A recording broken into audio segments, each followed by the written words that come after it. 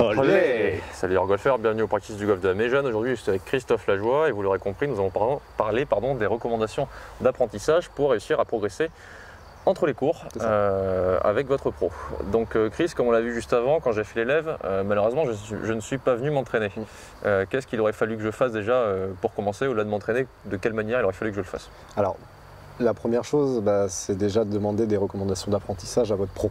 Ouais, exactement. Lui va pouvoir vous aiguiller sur ce qui serait, on va dire, le plus optimal pour vous par rapport à vos objectifs futurs. Ouais. Donc la quantité de balles à taper, la récurrence. La récurrence, quand venir par rapport à vos possibilités, évidemment. Tout le monde ne peut pas venir chaque semaine jouer au golf, mais déjà, je pense que pour commencer, un bon pro se doit d'être franc avec vous et vous dire que si vous ne pouvez pas vous entraîner entre deux courses, ça ne sert certainement à rien sauf si vous êtes riche et que vous mettez toujours des courses sans souci et que vous avez toujours besoin d'un extérieur. Mais la plupart des gens, généralement, s'entraînent quand même entre les cours. Donc, on laisse généralement au moins 3 semaines, 1 mois entre les cours. Si on y va une fois, 2 fois par semaine, pour pouvoir reprendre un cours ensuite, pour avoir un peu progressé, sinon on revoit exactement la même chose. Complètement. Voilà. D'une manière générale, les golfeurs se plaignent d'être assez irréguliers dans l'ensemble. Ouais.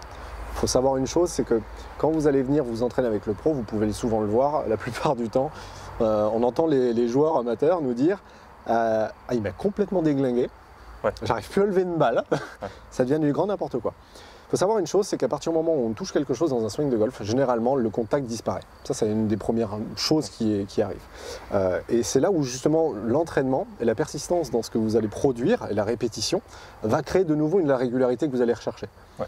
Donc ça, c'est pour moi et comme pour la plupart des pros vont vous le dire, si vous voulez obtenir des résultats, c'est de l'entraînement. Ouais. Donc effectivement, ramer dans le bon sens et puis à ramer vers vos objectifs aussi à vous. De toute façon, il n'y a que vous qui pourrez y aller. Nous, on va être là pour, on va dire, mettre en valeur vos compétences, mais en aucun cas pour remplacer vos compétences. C'est ça. Voilà, ces petites explications-là. Est-ce que Flo, toi, tu aurais d'autres recommandations ou des petites choses à, on va dire, à argumenter avant moi, un peu plus que moi? Non, je pense qu'il ne faut vraiment pas faire attention aux résultats.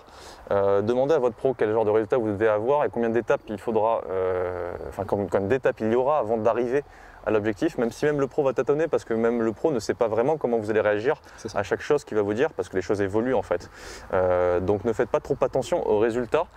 Si par exemple, on va prendre un exemple tout bête, un joueur qui vient me voir avec un grip extrêmement fort, donc je suis droitier avec une main gauche qui est ici et une main droite qui est dessous. Et une fracture du coude. Une fracture du coude, c'est ça, qui a tendance à refermer la face de club si on relâche les mains, donc avec une face de club qui part très à gauche. Pour compenser ça, parce qu'on est tous bourrés de compensation, merci. Le swing n'est qu'une compensation. Le swing n'est qu'une compensation. Il va, par exemple, on va dire que ce joueur a tendance à rester un peu bloqué derrière pour que la face ne se referme pas. Okay. Donc il arrive à taper des balles qui sont bien en restant bloqué derrière. Le souci, c'est que de temps en temps, vu qu'il ne reste pas complètement bloqué derrière et qu'il reste un petit peu mieux au final, puisqu'il ne compense pas, la face de club est complètement fermée, elle part à gauche. Ouais. Il vient voir son pro, il dit bon écoute, ça fait 10 ans que je joue au golf, je stagne un petit peu et j'ai une balle sur 5 qui me sort à gauche, mais 4 qui sont parfaites. Je veux enlever cette balle qui part à gauche. Okay. Donc le pro va voir que c'est certainement à cause du grip qui de temps en temps prend le dessus. Donc ce qu'il va lui dire, il va lui dire écoute, ton grip referme la face de club, tu l'as compensé en restant bloqué derrière. Donc ce qu'on va faire, c'est par exemple, dans une première étape, tu vas reprendre un grip plutôt neutre. Neutre, ouais. Voilà. Et dans l'idée, il ne faudrait pas rester derrière. Donc ce sera une deuxième étape. Première étape, déjà, on va changer le grip. C'est ça. Sauf que là, ce qui se passe, c'est que si je change le grip et que je reste derrière, voilà, ma balle, elle part complètement à droite. Ça va, on a les pains, elles ont ramené. Désolé. Donc le fait qu'il y ait une chose qui est changée, le résultat est moins bon que d'habitude. C'est ça. Il y aurait peut-être quasiment toutes ces balles, 100% des balles, qui partiront à droite, alors qu'avant il y en avait 4 sur 5 qui partaient bien. S'il se focalise sur le résultat, il va se dire qu'il a régressé. C'est ça. Or, une fois qu'il aura mis la seconde étape en place, donc c'est-à-dire de ne pas rester derrière, là il va se mettre à mettre que des balles droites et il n'y en aura plus qui sortiront à gauche. Ce qui veut dire que votre pro doit aussi être franc avec vous et vous dire à peu près combien d'étapes il va y avoir et ce que ça va donner comme résultat en entendant le résultat final par rapport à l'objectif que vous aviez en venant le voir. Donc ça, c'est la discussion avec votre pro. Si jamais vous avez des doutes, n'hésitez pas à lui demander qu'est-ce que ça doit faire. Normalement, qu'est-ce que ça doit amener, vos changements. Et à terme, tout simplement, faites-lui confiance parce que je pense qu'il sait quand même un peu mieux que vous ce qui doit se passer normalement dans le temps. Complètement. Donc ça, pour rejoindre Flo, je le vis aussi au quotidien via l'enseignement, etc. C'est une question de confiance. La personne que vous allez le voir, Et puis encore une fois, c'est un truc qui me paraît, je comprends pas. On va voir un médecin, le médecin nous donne un traitement, on dit non, en fait, j'en veux pas. Alors pourquoi t'es allé le voir?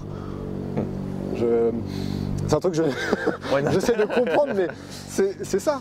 T'as payé un gars. C'est que c'est un contrat en fait, et que le contrat c'est signé avec deux personnes. C'est pas juste le pro qui doit vous faire progresser, c'est aussi à vous de faire les choses comme il faut et être honnête vis-à-vis de votre pro si vous n'êtes pas entraîné comme il fallait.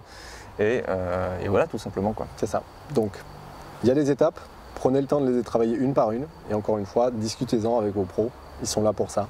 Et c'est le meilleur conseil aussi qu'on peut vous donner là-dessus. Allez voir vos pros. Ouais, c'est ça. Allez voir vos pros. Et puis, un petit conseil. Faites attention à ce que votre ami est en train de vous dire à côté. Il y a des fois des très bons conseils, mais des très mauvais des fois.